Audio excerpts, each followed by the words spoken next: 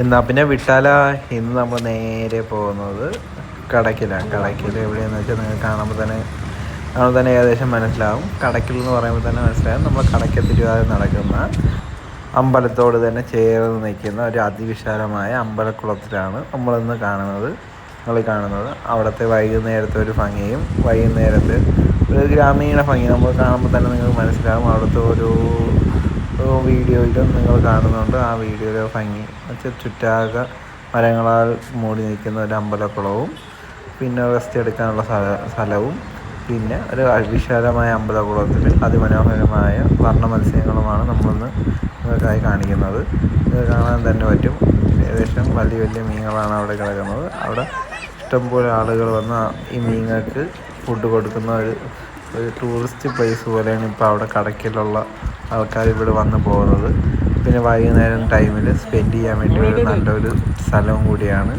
ഒരു എൻ്റർടൈൻമെൻ്റ് ആ കാര്യം വെച്ചാൽ നമുക്ക് തന്നെ അവിടെ ഇരുന്ന് കാണാനും നടക്കാനും അത്യാവശ്യം നല്ല ജോയിൻ ചെയ്യാമെന്ന് വെച്ചാൽ നല്ല നടന്ന് എക്സസൈസ് ചെയ്യാനുള്ള നല്ലൊരു സ്ഥലമാണ്.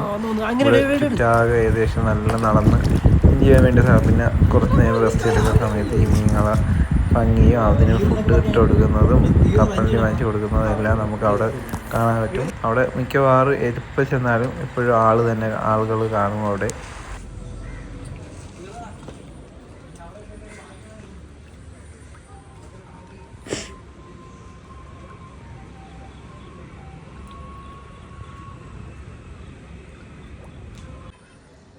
ഇടും കുറച്ച് കൊത്തം കിട്ടും.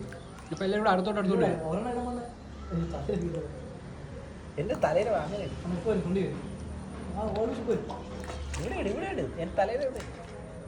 കട്ട് ചെയ്ത് വേണം ഇട്ടോടാ ആകാശം.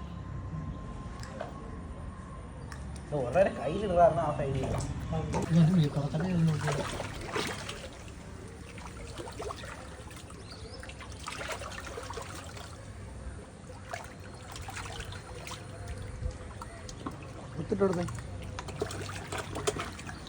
ചുമപ്പല്ല മുങ്ങി വരുന്നത്.